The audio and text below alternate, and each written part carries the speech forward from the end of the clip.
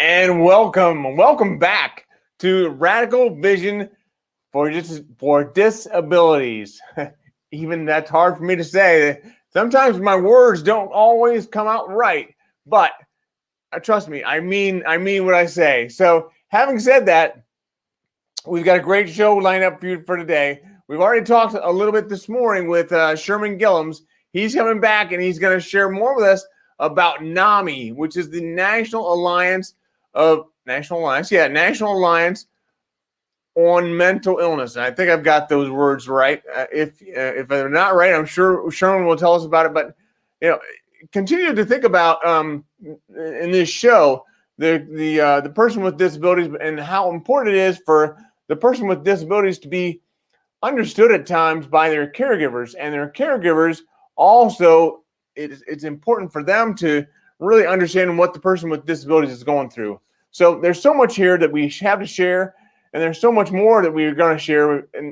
And we'll stick around to the end of the show, and we'll talk about more about the other shows that are coming up. But without any further ado, I want to bring on our guest today, Mr. Sherman Gillums. Hey, how are you, Sherman? I'm doing great. Happy Friday. I don't mean any disrespect by calling you Sherman. You may go by Mr. Gillums. Sherman is fine. I've been called that my whole life, and I've been called worse. So, all right, sounds good. Well, thank you. So, we talked a little bit about this already in terms of the accident and how you kind of had some caregivers there, and that allowed you to meet your wife, allowed you to have your son, allowed you a lot of different things to come into your life. But could you just walk us through what you thought of your vision before the car accident? Well, the vision is something that a lot of young folks don't really do because they think that they're going to be young forever, and they live in the moment. And I think I did a lot more living in the moment than really looking out and having a vision. My purpose, I felt, was to be a Marine. That's it. That's really all I saw for myself. I thought anybody over 30 was elderly, and when I was 30, I'd be broken and old or something. So I think my vision was just to be proud of what I was doing at the moment, and making my mom proud and my grandparents proud, and just living my dream at that time. At some point, as I grew up a little bit in the Marine Corps, I did become a little more focused on, what it meant to be in the military for a career, what I'd hoped to do during that time period.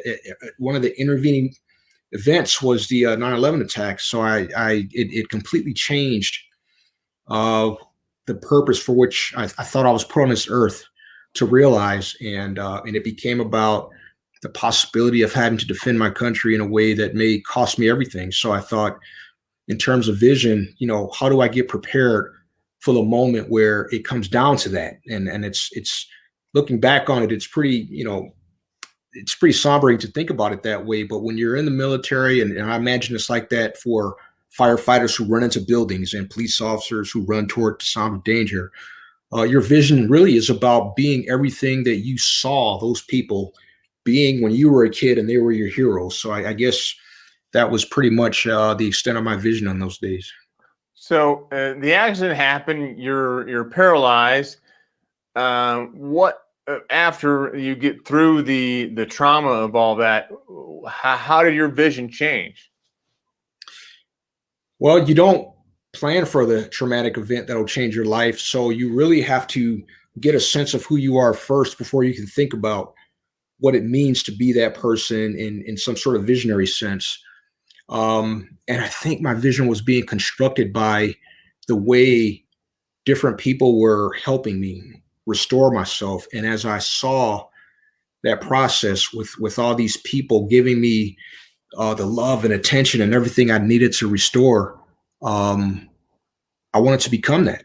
I wanted to be that kind of person for other people, um, not ever wanting to see anybody suffer the way I thought I had suffered. So I saw myself in that light because I knew what it felt like to receive that love, and I wanted to be that. So I think that's where it began to come together for me, and understand that it not only did it help me restore, but it gave purpose, or it gave meaning to what I'd been through. And I said, well, the only way I could have appreciated being this person is by receiving the love first. And when I did that, it helped me see what I could do for the rest of my life. That's awesome. Mhm.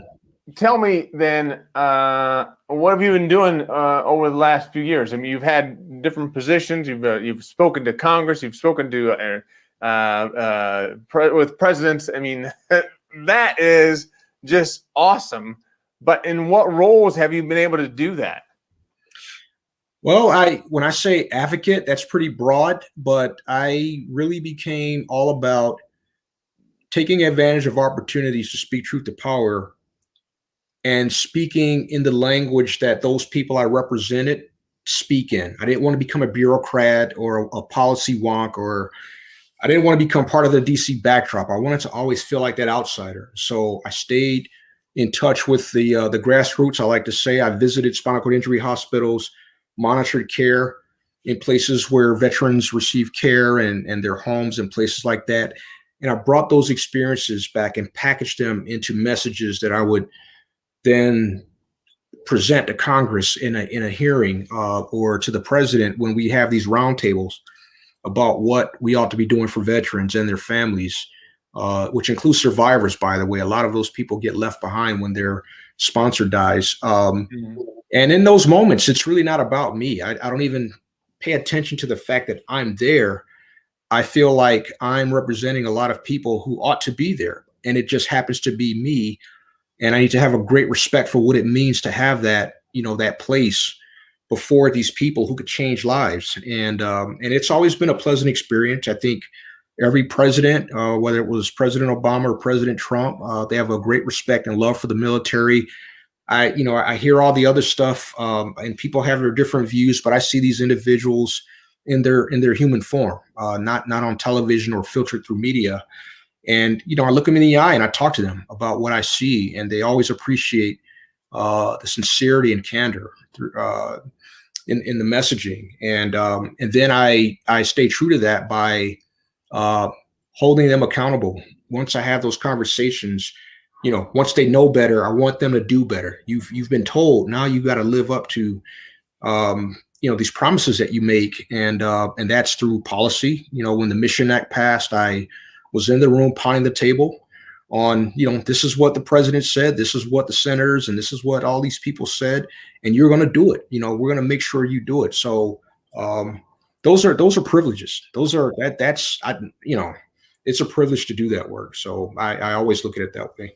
Yeah. And so now, over the last few years, you've been doing a lot of work with an actual alliance of on mental illness. I'll make sure I want to get that right.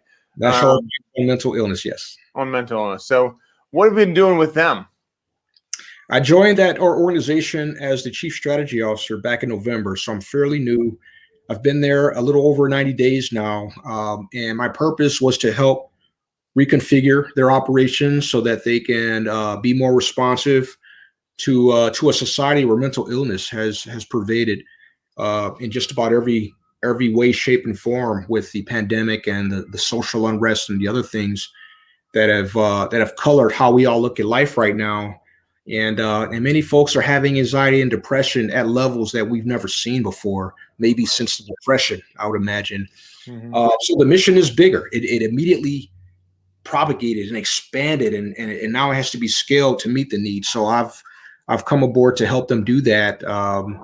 And based on the success I've had in the veteran space, they felt like they needed something akin to that to help them, meet the needs of today's demands.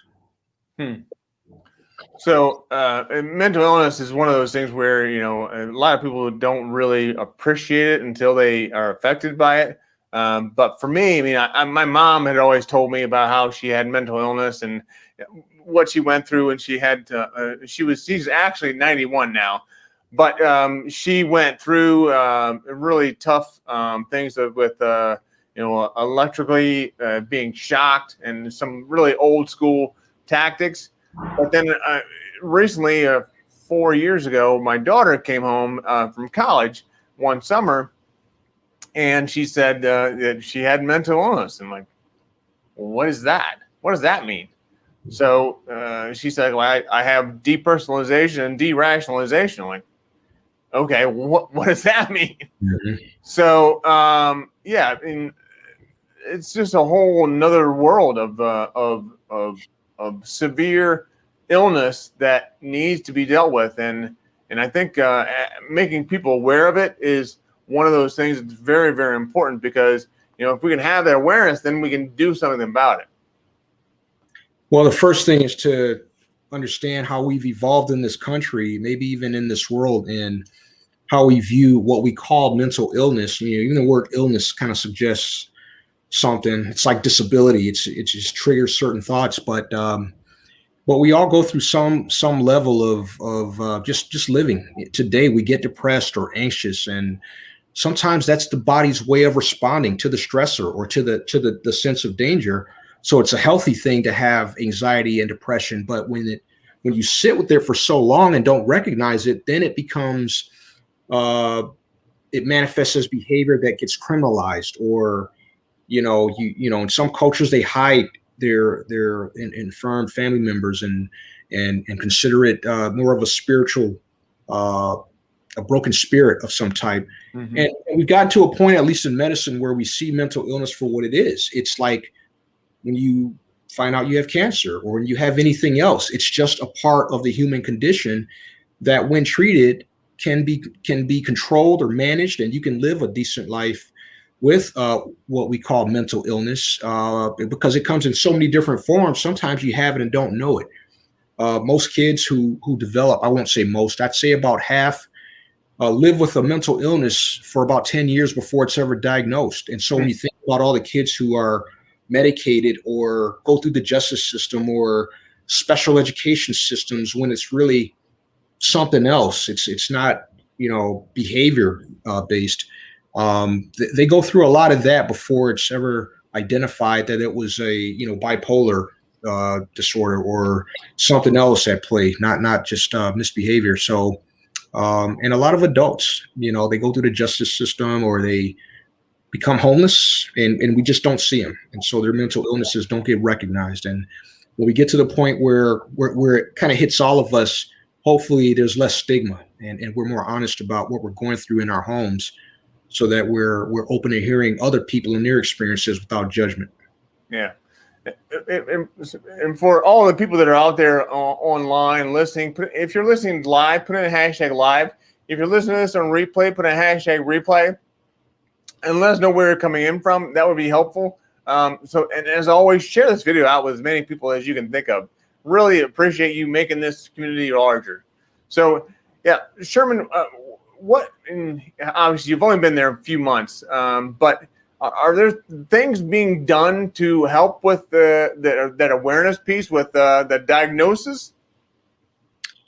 Well, there's been a lot of, especially in the last few months, with legislation becoming a big central focus. You heard the president just signed a new bill into law related to COVID, but built within that bill are provisions that address mental illness, resources to states to help with building capacity to deal with the demand for mental health services and behavioral health support. So it's all in there. It's all, everybody's kind of aware that this is a problem, but what we do about it is the issue. Individuals can find their local NAMI affiliate, go on NAMI.org and find their local NAMI affiliate and find out what ways that they're doing the virtual outreach to underserved communities, to kids that are sitting in place, many of them not socializing in school like they should be at this age. Just the fact that we're, sitting in place and don't have a lot to do in many cases, this is a good time to just get smarter about what may be happening in our home that we didn't recognize. And so there are a lot of resources about what red flags you look for, especially when you're in a situation where the risk for suicide is present, and most of us are not aware of it until it's already either happened or the ideation has turned into behavior in some way. So there's a lot we can do as a society to close the gaps. And I think that begins with education and awareness. It's not enough just to pass a hashtag. We have to actually learn the information and how to apply it to our lives first, and then maybe to our members of our community, so that we become safer as a community in terms of mental illness and suicide prevention. But there's a lot of awareness going on right now, a lot of connecting to services and resources. We have a helpline that folks who need resources or help can call to connect to either local resources or national resources that may help them find relief. So a lot of that is directed at caregivers, I think. Is there something also being done for the actual person that's with the mental illness? Because that's really hard to see for me, anyways. It's hard to see the impact that I'm having, and so at the same time, it's hard to see that I have something that's not quite right. Because it's in me. So are there things that are going on that are helping people with that?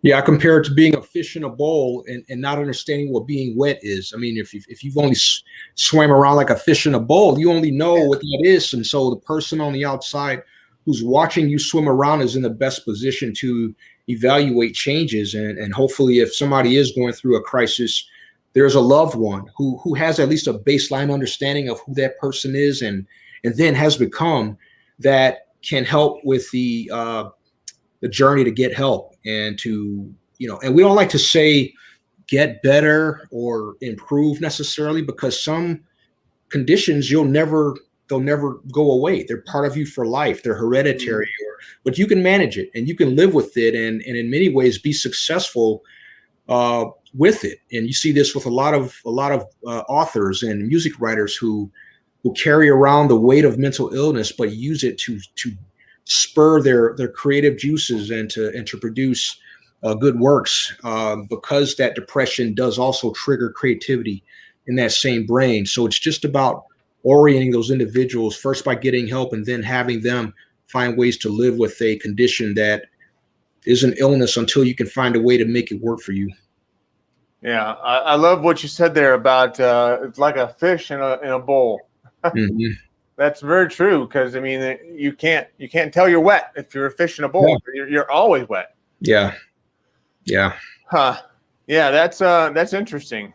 So tell me a little bit about the caregiver side of this, and so from your perspective, you had a caregiver going through your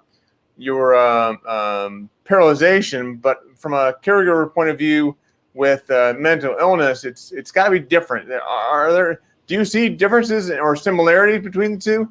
I'm not sure exactly what I'm asking there. Well, I think the biggest difference is in how the caregiver is regarded. When you see somebody with a missing limb or who's paralyzed, the caregiver, you can immediately appreciate the role that the person plays as a caregiver. But somebody who's got schizophrenia, for example, their caregiver, you're looking at what looks like a normal human being, and you've got this other person who's a caregiver for what? It's kind of invisible, and you don't appreciate the role that they play in keeping that person in balance, or maybe having that individual benefit from the second set of eyes that the caregiver has. And you see this with parents a lot of times with kids who have conditions that it just looks so hard because the kids are considered misbehaving and not exhibiting a symptom of something to be treated, and the parents look like parents of naughty kids. That's just how they're treated instead of as caregivers. But the more we become a caregiver aware society, we'll begin to appreciate the value that the individual who's providing that care has, not just for the individual who needs the care, but to help shape the world so that that person becomes productive and contributes to society in a way that's helpful. And caregivers are a big part of that. Yeah. Rose was raised with you. So that's good to see, Rose. Thank you. So let's go back to that, what you were saying there about the website. I should have put that up on the banner here. So is it NAMI.org? NAMI.org. Okay. And I'd encourage any viewers to find an affiliate. I think there's a link there where you can look for a local affiliate. It's really a grassroots-driven organization that relies on engagement at the community level, and it's a national organization, but it's really about we call it a federated network of grassroots, where we want to take local issues and have them aggregate to create a sort of national agenda on how we deal with mental illness or confront it or treat it or promote access to it. But we want folks to feel like they have a home in NAMI, no matter where you're from, who you are, what the condition is. It's open to anybody, and we encourage anybody who's having any issues or knows someone to start with your local affiliate and see if there are ways that they can help you. Okay, that's great. And Rose said it can be a positive way as well as a negative one. So, yeah, so that's helpful. If there are any other questions, by all means, put them in the comment section, and we'll get them answered. If it's on replay, you're listening to this, we'll make sure we get back to you with answers to your questions. Having said that, Sherman, we're our time goes so by so quickly. What else can we leave our audience with that will help them to not only identify the mental illness that happens, but also to be able to moderate that, and maybe this is above your pay grade. Maybe it's something that I should have asked for something else from someone else. But what are your thoughts on that? Well, I want everyone to understand that no matter what you're going through, sitting in place at home alone, there are people out there that are going through the very same thing. Some of them reach out for help and find their, the peer engagement to be what changes their outlook. But too many sit alone and either try to hide it or don't have anyone to talk to about it, or assume they're just broken and there's no way to fix it. And it's absolutely not true. There are folks out there who have gone through it and who have gotten out of it. And all you need to do is find your way to each other more than anything. And that can only happen if you reach out for help. If you run into a brick wall, move around it, reorient yourself on it, try a different organization, make a second or a third call, but keep insisting that that there's a way to deal with your situation and to overcome what you're facing. But it's up to you to ask for help and to value your own life enough to insist that help come. One of the biggest reasons why mental illness pervades and gets as bad as it does is because we get care too late. We wait until it's too late to deal with it. And by then we've already suffered in many cases, of socioeconomic consequences, such as falling into homelessness or falling into debt or having substance abuse issues color our existence before we reach out for help or end up in the justice system, unfortunately for a lot of people. But it doesn't have to be that bad. And if you've got young people in your life that are having these issues, get them help now. Get them help now. Get them linked up to, if you don't have the money to get the best care, keep looking for community-based resources that that try to prevent situations from getting so bad that it costs you so much more than maybe getting the care now would have cost you. But keep insisting or keep looking for help until you get it, and you'll know you'll make the turn at some point. Just trust the process. You'll make the turn if you keep looking. Yeah. Well, that's great advice. So I'm thinking there's got to be some similarities in regards to what you go through and what we all go through from a mental illness perspective. You know, from a caregiver point of view, there's always so many times our caregivers will all be good intentioned and they'll say something like, well, you know, and they'll kind of assume you can't do something. You can't assume you can't read. For me, it's read something. You know, assume that you're not able to do this. So if you're a caregiver in a mental illness perspective point of view, you know, has this limiting belief, self-limiting belief for you, I wonder how you can use what you have, well, what you've gone through, in order to help people from that same point of view. It's tough because people generally have a bias for good intentions, even when, you know, they're ham-handed or, you know, they say the wrong thing. Right.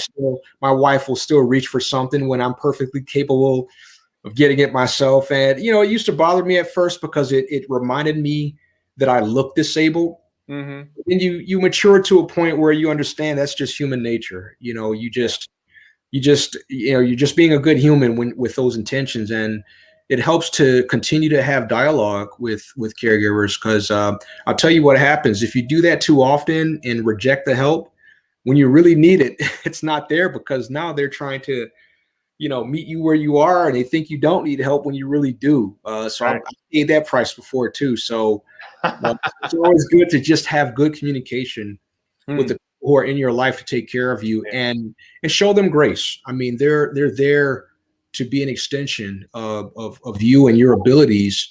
And they don't have to be. I mean, they're doing God's work when they do that. So we don't want to make them pay a price for you know, having this bias for good intentions and maybe not getting it right every time. And they're trying. Mhm. So tell me, what's next for you? Well, I am, as we prepare for a pretty busy year. This year started in many crazy ways, but at NAMI, we intend to confront the epidemic of mental illness in this country by, first of all, letting people know that there is help out there, and that if you ask for help, we're going to find a way to get it to you. Even if systems are inadequate, we're going to hold the government accountable. We're helping law enforcement navigate the unique position they're placed in when they're forced to deal with our mental illness issues in this country, when they have to respond to emergencies and they're not equipped to deal with somebody who's going through a crisis. So we're pushing 988. The law was passed last year, but we want that implemented across. 988. What's 988? What 911 is, of course, the number you dial when you have a fire or, you know, a need for the police. But Yeah. many people were using that number whenever they had a loved one who had a mental health crisis as well. And when the police show up, they're only equipped to handle certain things. And by their own admission, they would rather not be the one to have to deal with a child who's having a crisis, and there's not a lot they can do except take that child to jail in many cases, based on a behavior alone. 988 was a bill that was signed into law last year, intended to provide an alternative to calling 911 for mental health crises. So if you've got, you know, a kid in school or a child at home or a loved one at home who is going through a schizophrenia, you know, event, and you don't know what to do because they may be a danger to themselves or to the community, well, you can call 988 and they'll have you'll have access to crisis intervention trained people. And I'm thinking social workers ideally, but that won't be possible in every instance. But you'll have somebody other than law enforcement to get on the line and walk you through that crisis and find ways to de-escalate the situation so that we connect those folks to care and not to the justice system if it can be avoided.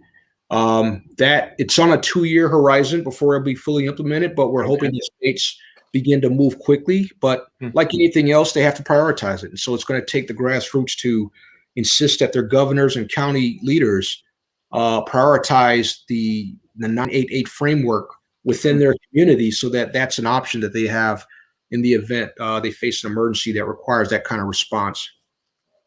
And this is a bill that has just gone into effect.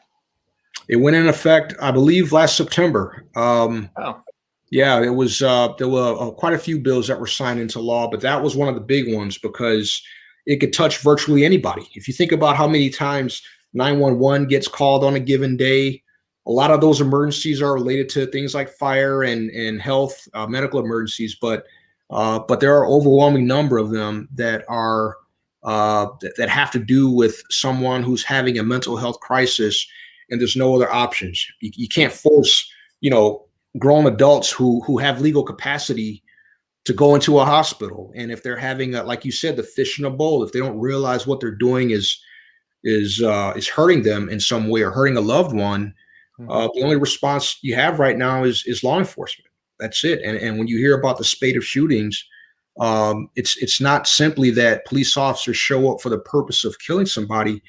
There's little else they can do if it's presumed that the individual's on drugs when it may be not taking medication, and that's the issue, or the behavior, it appears to be life-threatening when it's really an individual who can't control what's going on in his mind because of a lack of treatment. There's a different way to deal with that when you know that that's what it is, and the police are put in positions where they can't evaluate that quick enough to make the right decision, because they're not trained for that. That's not their job in most cases. Can we find out more about that on the NAMI website, or we need to go somewhere else? It's all over the NAMI website. NAMI, okay. If you type in NAMI 988, you'll probably find a lot of the latest updates. There may be some opinion editorials. I know our CEO, Dan Gillison, has been out, pressing the message that we have to have 988, those 988 hotlines set up in communities so that we can begin to appreciate the benefits it offers sooner rather than later. Yeah, that's fascinating. I wasn't familiar with that. So now I have something new to look at. Mm-hmm. Awesome. Thank you so much for being on today. I really appreciate it. My pleasure. It's a pleasure. This has been phenomenal. What a great way to spend the morning. A Friday morning at that. Yeah, absolutely. Well, thank you again. And, if there's ever anything that we can do for you, by all means, let us know. I appreciate that, Brian. I'm going to send you back to the green room, and I will close out the show, but I'm going to come back to the green room. So don't go anywhere. Okay. I'll be right here. All right. Sounds good. Thanks, Sherman. Mm-hmm. Bye. Wow, what a great show! Great job by Sherman Gillums, learning more about mental illness and what goes into that. Also, from a caregiver's perspective, there's so much that we can learn. And the whole 988 situation, I'd never heard of that. Maybe you had, but I'd never heard of that. So that also is very helpful to know about. Next week, we have a big week. There's more great speakers coming up. So we're going to have John Hanson is going to be on Monday. And then Tuesday is going to be my friend Sarah Wells, who I met 2-3 years ago. And she's just been an inspiration. And she's, an Olympian that has gone through so much, but also now has an organization called Believe, and she really focuses on how we can all get to that positive mindset. We all believe in ourselves, and we all believe in what we can do. So that's important. And then Wednesday will be an off day, but actually Wednesday I'll be on. But then Thursday we're going to have Kim Easton on, and Kim is with the National Sports Center for Disabilities. So that is another great organization where there are so many people out there that have these disabilities, and they can do things that we don't normally think that we can. So if we can have adaptive sports for those people, that is helpful as always. I mean, there's just so much goodness that's happening on this show, plus the Vision Language show, and I just appreciate you all being on. So thank you very much. And as always, keep one eye on the road.